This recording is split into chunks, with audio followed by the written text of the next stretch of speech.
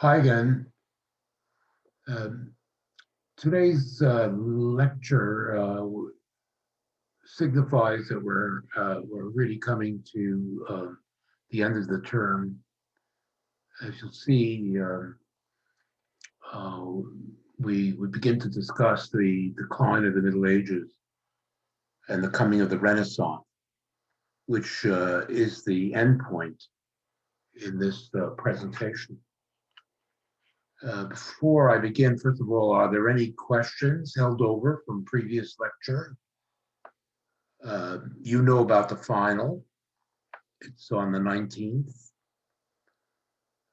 12 noon. I'll be launching it on UmLearn. Any questions? Okay. Again, we start with the review question.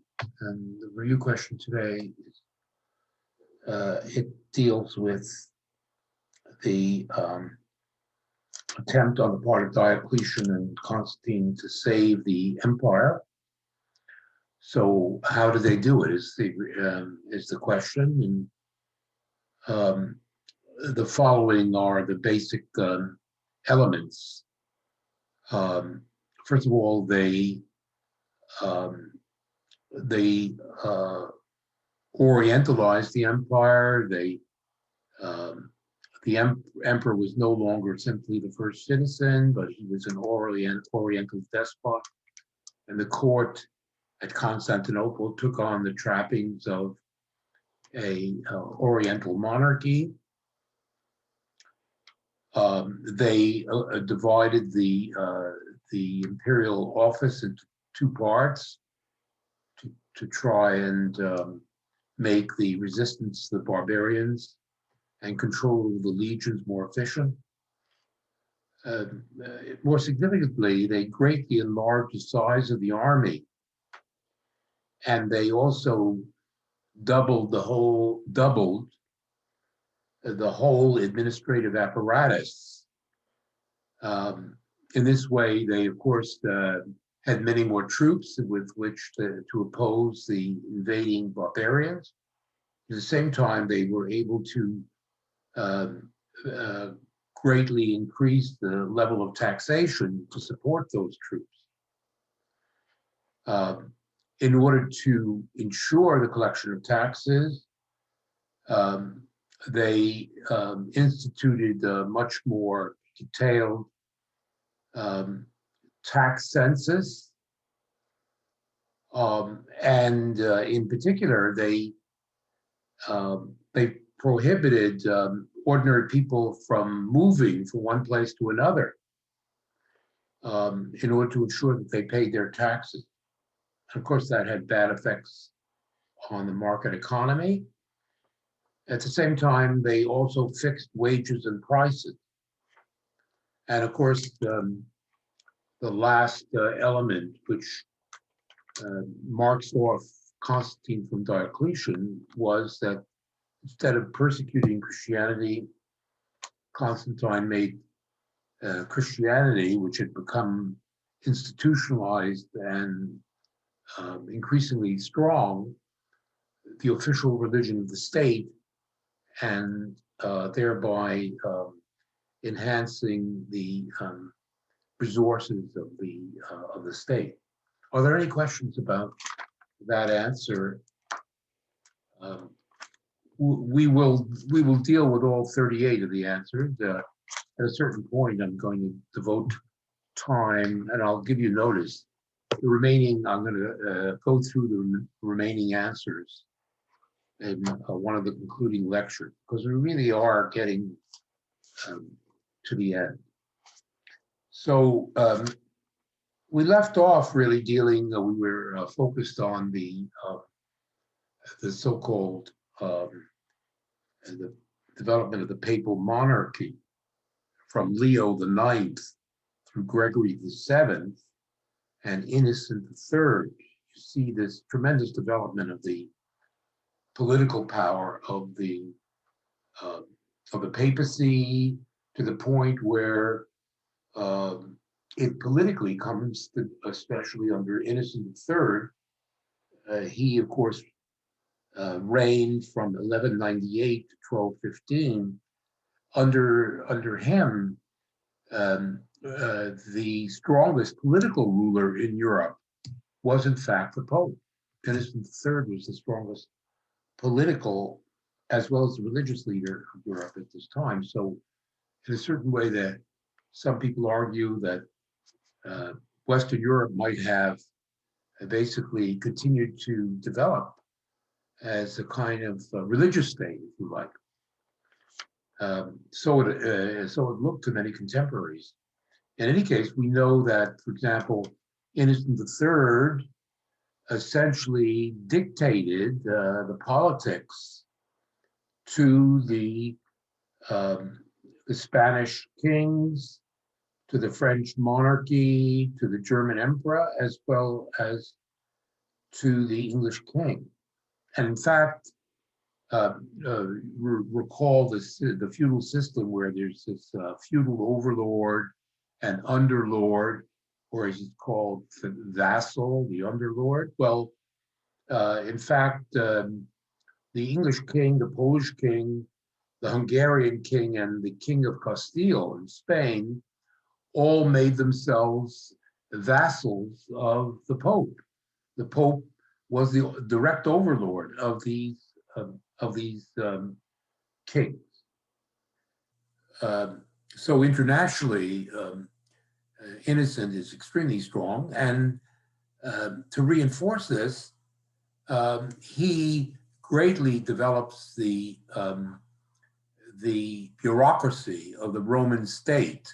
The church now has effective control over the bishops and over the monasteries all over Europe. In order to do that, you need a strong and large bureaucracy. And Innocent III developed such a thing. At the same time, of course, in Italy, the popes had already acquired a lot of land in central Italy, known as the Papal State. Well, part of the bureaucracy was devoted to installing a proper administration and fiscal machinery which could control the Papal State. So you can see Innocent III is an extreme. He's hardly innocent, we can say. But the last thing we should mention about him is the fact that he was the founding patron of the two last great medieval religious orders. You know, we spoke about the Benedictines, spoke about the Cistercians.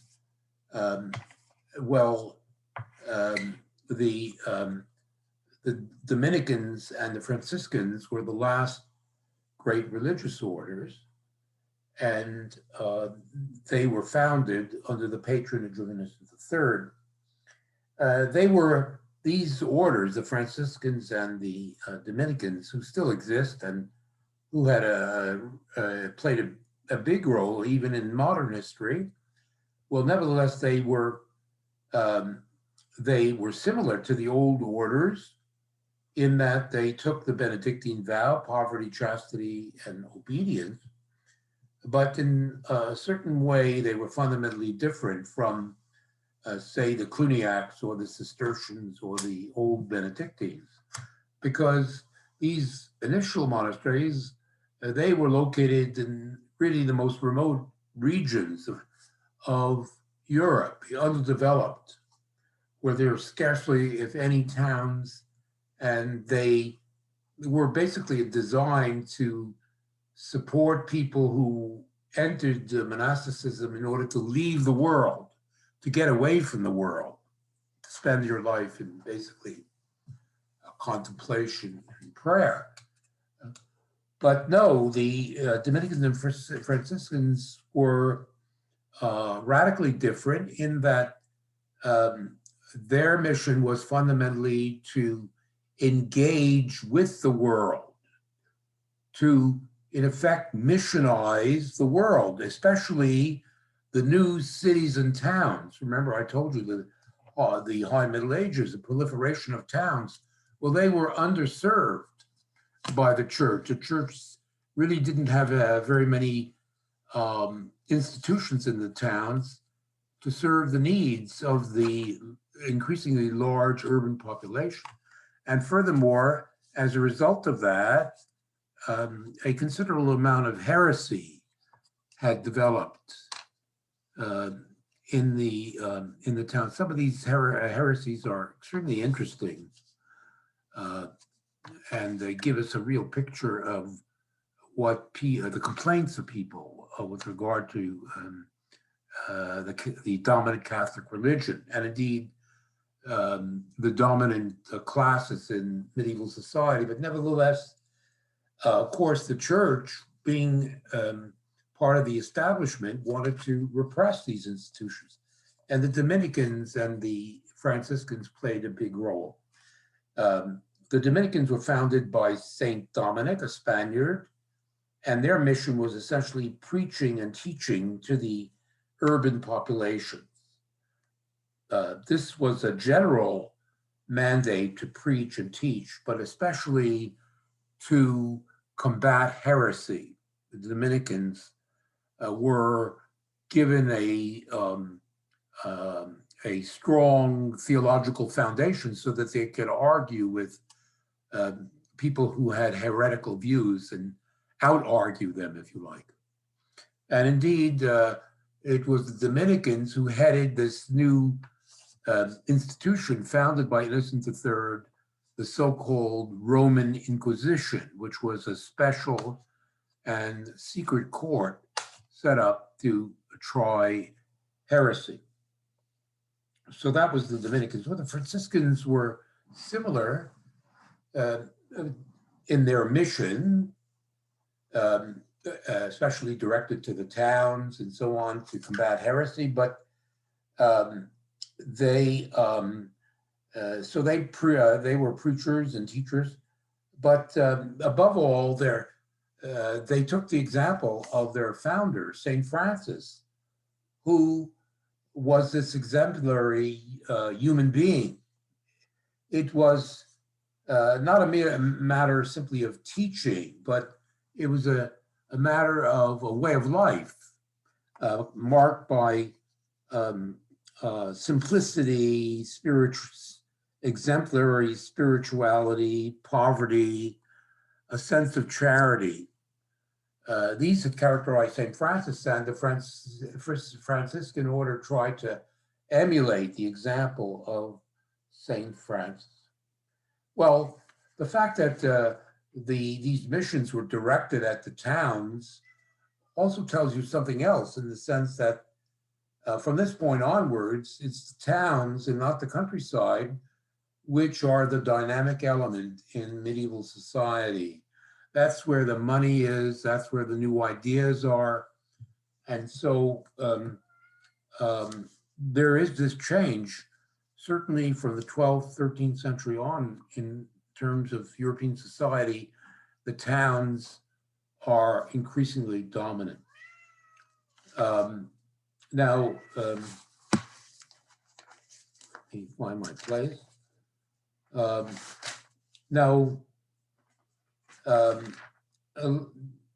Before we leave the High Middle Ages, it's necessary to talk about two further urban institutions which are invented during the High Middle Ages. This period is a period of great creativity, and as I said, the towns are very important in this. And the first institution that we need to mention is the founding of the universities. The university, which really was a product of this period. At the end of the 12th century in Bologna, northern Italy, the first university, the University of Bologna in northern Italy, came into being.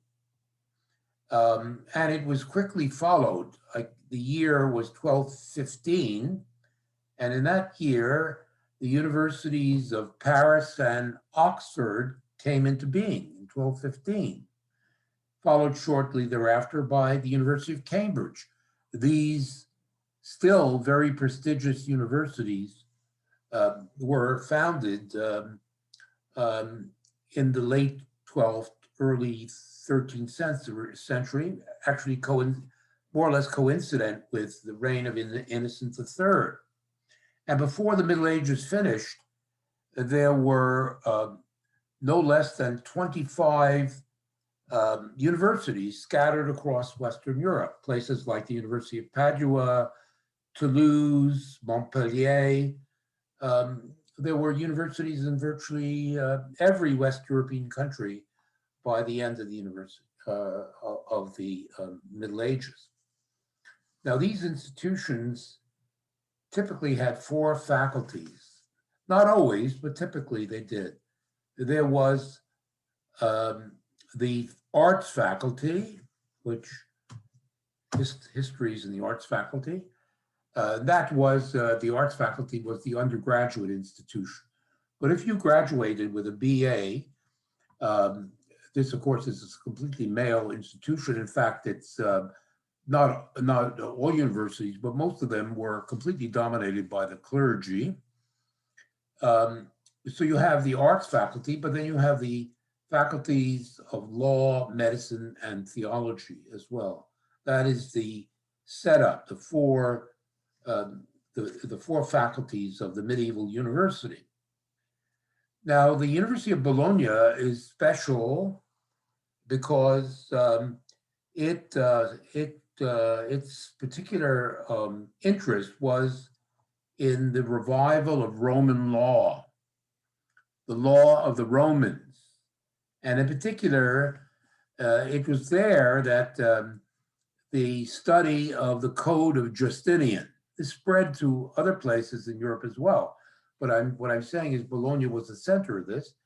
The Justinian Code, remember the Emperor Justinian at the beginning of the 6th century drew up this law code. That was the basis of the curriculum. The University of Bologna was the most important center of what we can call revived Roman law. But at the same time, they also specialized in the law of the church, because by this point, a huge amount of legislation had developed within the church. And this kind of legislation is known as canon law or church law.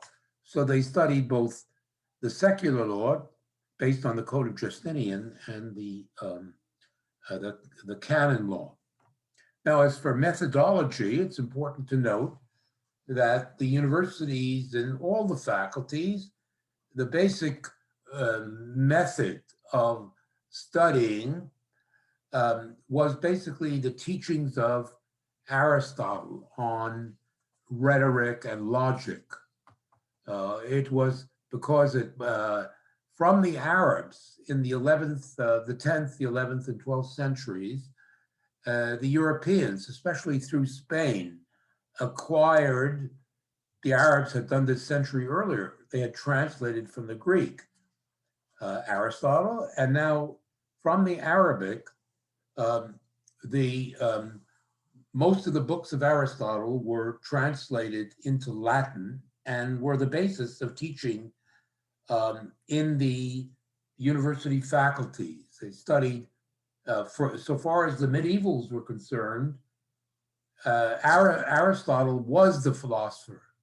There was little attention paid to the Stoics or the Epicureans or even Plato. It was all centered around the works of Aristotle.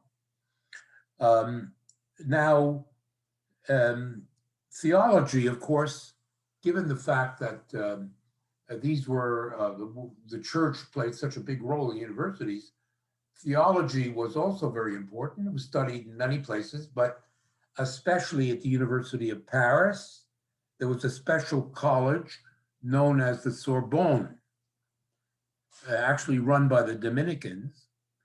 The faculty of theology at the Sorbonne in Paris specialized in theology, and the greatest theologians in Europe came there to study or to teach.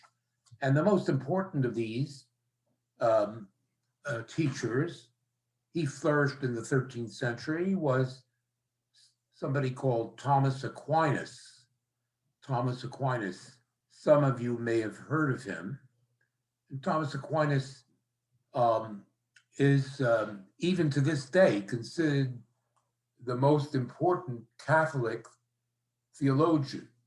There are, of course, many Catholic theologians in modern times, but the teachings of Thomas are still considered fundamental to the expounding of the Catholic faith. It's the teachings of the philosophy of Aquinas, which is most important, because using Aristotle, he basically tried to establish the case for saying that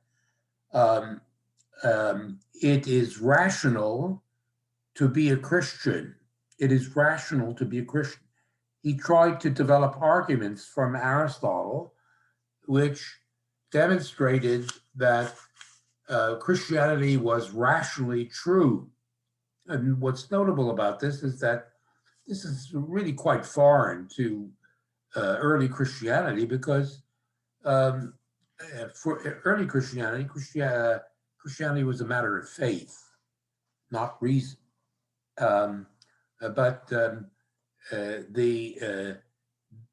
this period, there was an attempt to reconcile faith and reason, and Aquinas was the greatest exponent of this.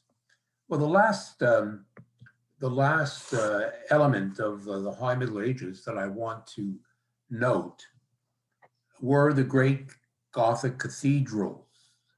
The great Gothic cathedrals. The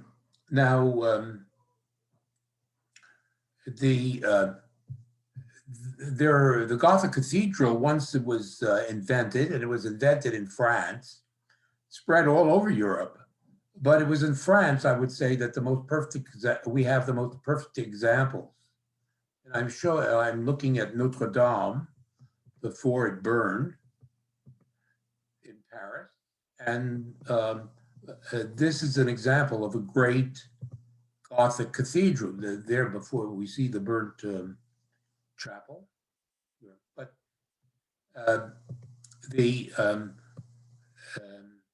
Notre Dame was only one of at least 25 great cathedrals in France, because the cities in France, and indeed elsewhere, once these cathedrals were invented, they rivaled one another.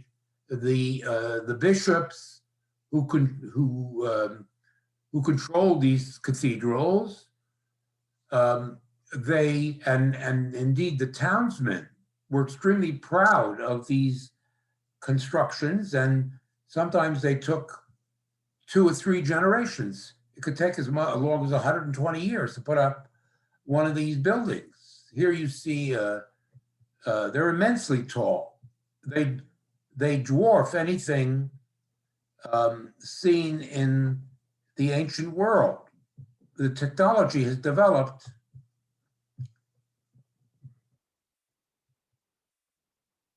I'm hoping that, no, it doesn't. Okay.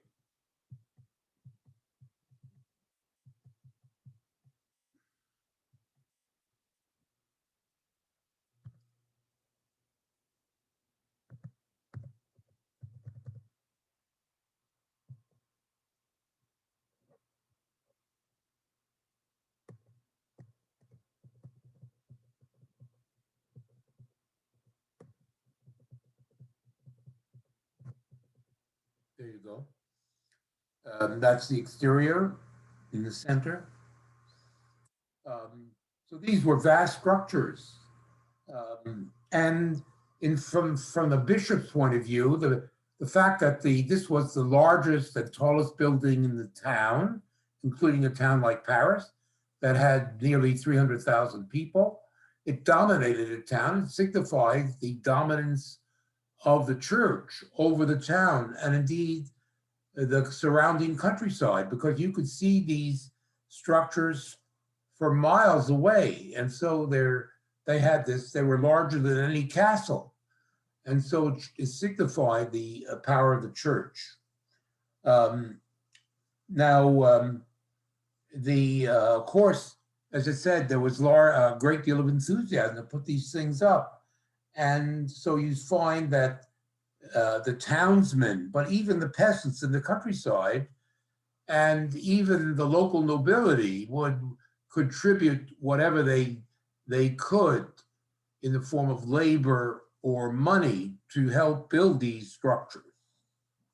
It was a sense of urban pride. And of course, as I said, they were immensely tall, but at the same time, when you entered into the building, the thing was that through the very large windows, these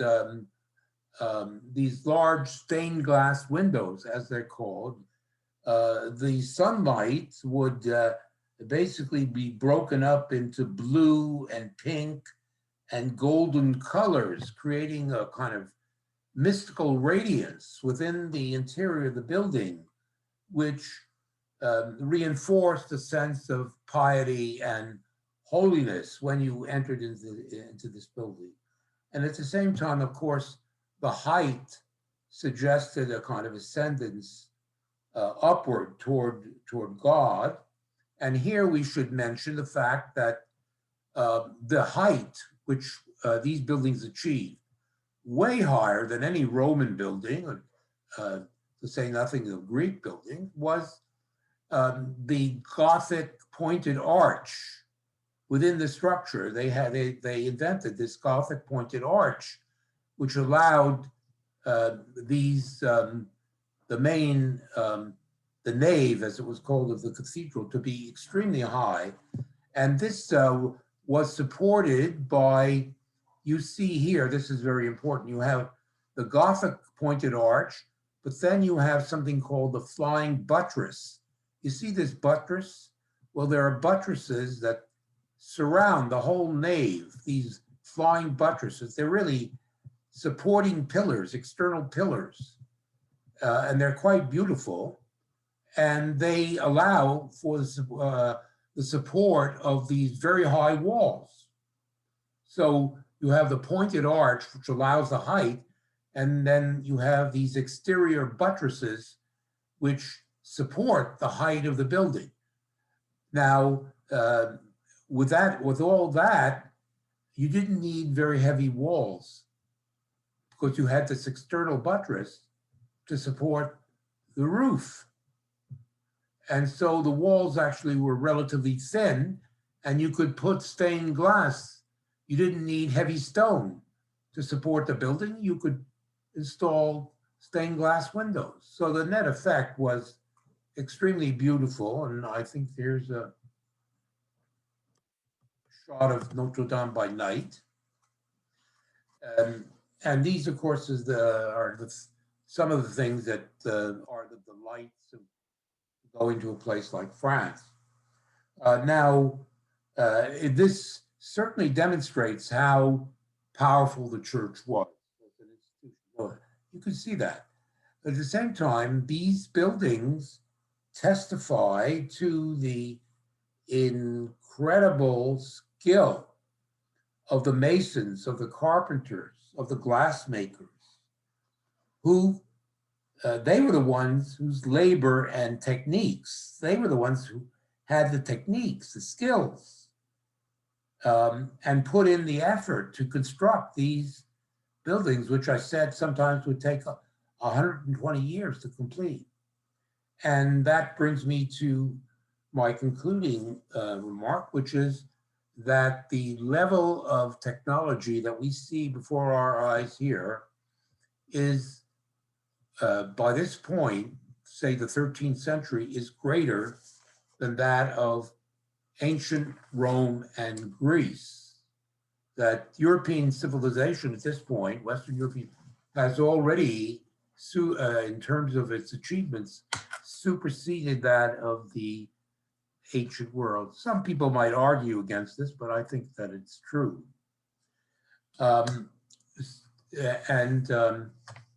So that gives you an overall sense of the High Middle Ages. And you would think that given these achievements and this level of what we call development of the productive forces of society, because when you think about the windmills, the water mills, the craft work, craft manufacturing, that's going on, you have already an extraordinary high development of technologies. You think that, oh, well, steady progress, you're going to go steadily forward. That the high Middle Ages will then be superseded by, where we're looking toward modern times, by even more what we call progress.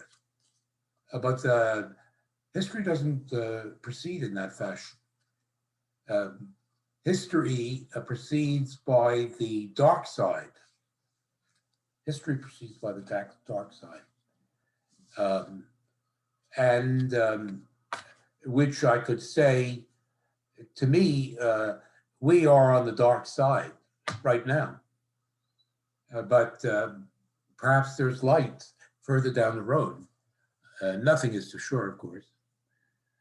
We could regress to worse than nothing. But I'm fundamentally optimistic. But the main point I want to make is that history is dialectical. History, yes, there are periods of immense advance, but then contradictions, what we call contradictions, develop in society. And these contradictions can often lead to a general crisis, such as we're in now. But this is exactly what happened in the following the 13th century, in the new period, which we now call the late Middle Ages, against the early Middle Ages, that's 500 to 1000, high Middle Ages, 1000 to 1300, and now the late Middle Ages, 1300 to 1500. Now, what you see is that these glories that I've been speaking about, they reached their peak around 1250 and so on. But within 50 years, a massive general crisis strikes the whole European continent. First of all, it begins in famine. Food shortages begin to develop at the beginning of the 14th century. And in fact, they lead to with a crop failure in 1315, 2 years of very serious food shortages in which hundreds of thousands of people perish in these years 1315 to 1317. And that is followed, there is a general weakening of the biological condition of the people who don't have enough food. And in the middle of the 15th century, there's some of the 14th century, a great plague, which of course is known to us as the Black Plague, breaks out in 1348, and it lasts until around 1378. Could it be that our problem today, the COVID-19, could last that long? Possibly, probably not. But this was the most deadly plague that, in terms of human experience, the Black Plague, 1348 to 78, because 1/3 of the population disappeared in the plague. There was a huge die-off from 70 million to 45 million people. I'm giving you rough estimates here. Notice that the Roman Empire of the West only had about 25, 30 million people. And the plagues carried away at least 1/3 of that population. But here, the European population had reached 70 or 75 million, which gives you an idea of the productivity of European agriculture as compared to the ancient world. But nevertheless, there wasn't enough food to feed the huge population, and the huge die-off occurred. And with the disappearance of much of the labor force, there was a collapse of the economy as a result. And in the wake of that, these were the sort of basic demographic and economic facts that I'm giving you. But in the wake of that, you have, on the one hand, the outbreak of huge wars between the various monarchies, particularly the English and the French monarchy, the so-called 100 Years' War. But there was generalized war throughout Western Europe, and indeed noble violence, very reminiscent of the Dark Ages, broke out. Most of these people, they couldn't collect rent from their peasants. Their peasants were dead, and so they had no rent. So they just attacked the neighboring peasants and took, or the cities took whatever they could, and ran riot all over the countryside. So the nobility was completely out of control. The best way that the kings could think of controlling them was basically to make war, to declare war against a neighbor. War, as I maybe have expressed, is a way political people find an outlet for the social contradictions within their society. Witness the policies of the United States of America, or for that matter, Canada. In any case, in response to this noble violence and anarchy, and this is new, this is really new, the middle class, the working class, whatever there was of it, and the peasantry arose en masse against the nobles. There was generalized class revolt by the lower classes against the nobility during the 14th and 15th century. This is indeed the beginnings of real class conflict in history, these uprisings and revolts by the lower classes in the 14th and 15th centuries. And they had an extremely positive result.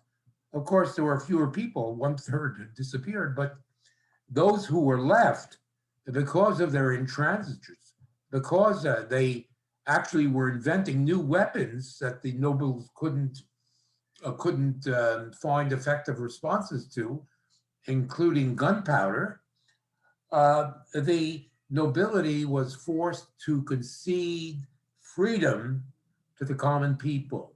The common people overthrew serfdom in the 14th and 15th century. They became legally free in the 14th and 15th century. And this is really the basis of modern times. The legal freedom of the common people makes everything possible, including capitalism. Now, the church, of course, was hardly exempt from this generalized crisis. The church also, its revenues disappeared, its rents from the land disappeared. It became paralyzed by its own bureaucracy, by the over-centralization of power in the hands of the popes, and a generalized corruption of the church developed in the 14th and 15th century, setting the stage for what we call the Protestant Reformation. Indeed, the papacy itself was, the power of the popes was challenged by the rising power of the kings. They began to openly challenge the power of the popes. There were more and more heresies that were developing. And indeed, a kind of schism or split developed in the church itself. Rival popes emerged. And international councils of the church were held, and they began to challenge the authority of the Pope. So the papacy as an institution was fundamentally in crisis in the late Middle Ages. Well,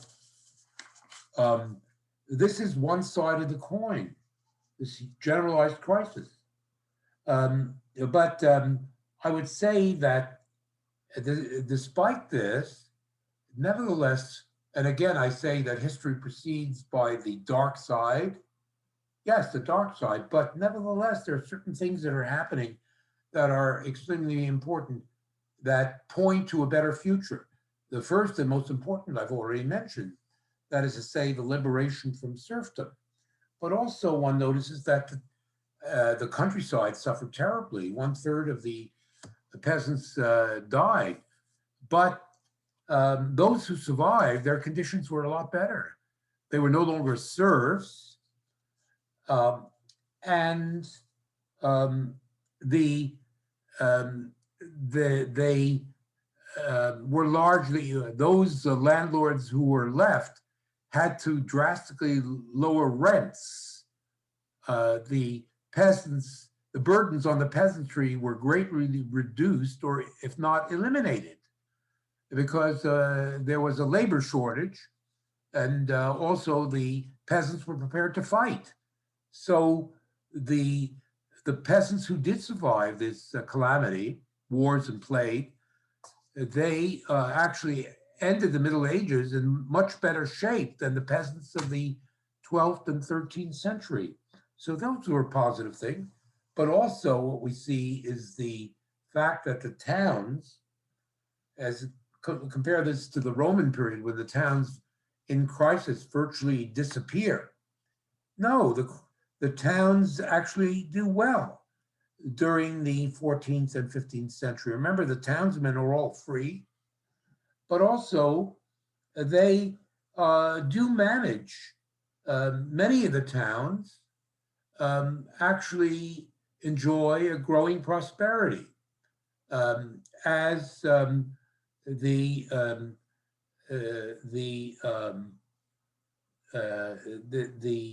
a minute.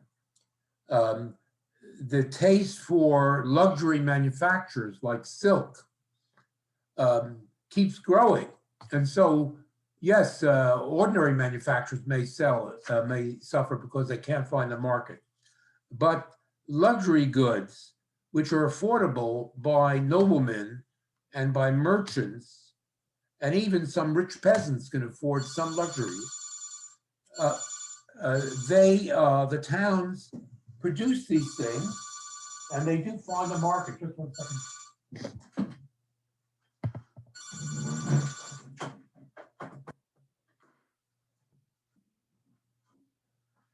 Furthermore, some of the towns specialize in manufacturing guns, cannons, swords, daggers, all kinds of military armor, all kinds of military equipment are produced because its wars are everywhere. Some towns make a killing doing this sort of thing. And so we do see that the towns actually are doing rather well, many of the towns.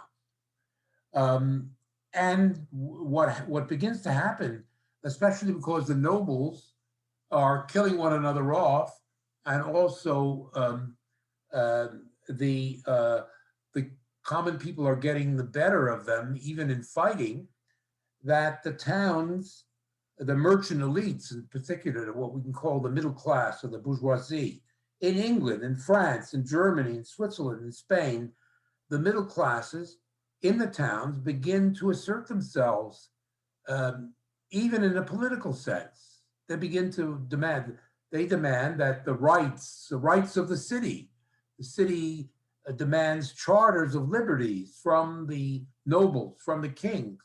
And you see that really what's happening is that the middle class, the bourgeoisie, are getting stronger. And in particular, the most important areas where this happens is, of course, in Flanders, where there's so much manufacturing, but also in northern Italy, where in northern Italy, in Florence, in Milan, in Venice, in Pisa, and 20 or 25 other towns, these towns become completely independent of the feudal nobility.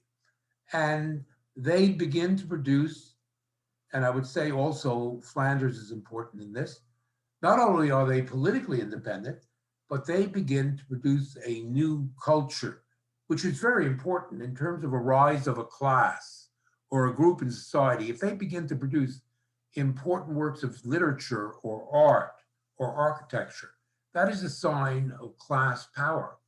And we see indeed in Italy, starting in the 14th century, a new culture emerging in Italy, which we call the culture of the Renaissance. The Renaissance appears in the middle of the darkness. In the middle of the dark, that shows you this sort of contradictory nature of historical movement. I said that history proceeds by the dark side.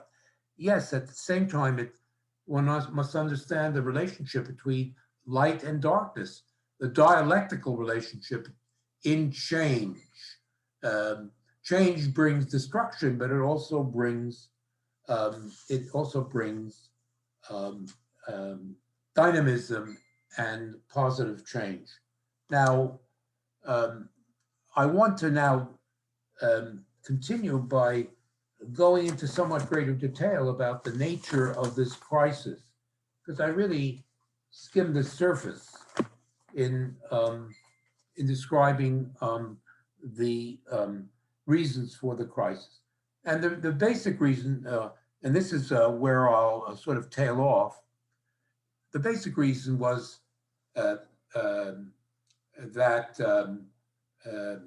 I said when I began to discuss the High Middle Ages, that there was this um, big leap from the 10th century onwards in agricultural productivity. And that came about because the windmill, the water mill, the heavy iron plow, the horseshoe, the stiff collar, all of these inventions um, allowed for a much more productive agriculture. There was more food, and the population, and combined with peace, there was an enormous expansion of the population between 1000 and 1300. The thing was that there were few, if any, further technological inventions during the period from 1000 to 1300, while the population kept increasing. So the productivity of agriculture over time, over the 3 centuries, tended to stagnate. Meanwhile, the population was rising. And with the rise of the population, what the landlords did is they simply imposed higher and higher rents. Land became um, increasingly valuable, and therefore the landlord just charged higher rents. And with that, you have the fact that after around, say, 1220, 1230, the peasantry, the condition of the peasantry begins to deteriorate to the point where you have the outbreak of famine and eventually plague at the beginning of the 14th century.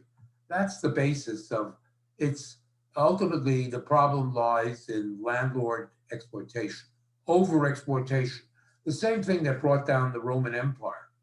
But so that's the source of the crisis. But the response to the crisis is completely different. In the Roman Empire in the West collapses, but the people fight back in the 14th and 15th century, and the outcome is completely different, setting the stage for modernity.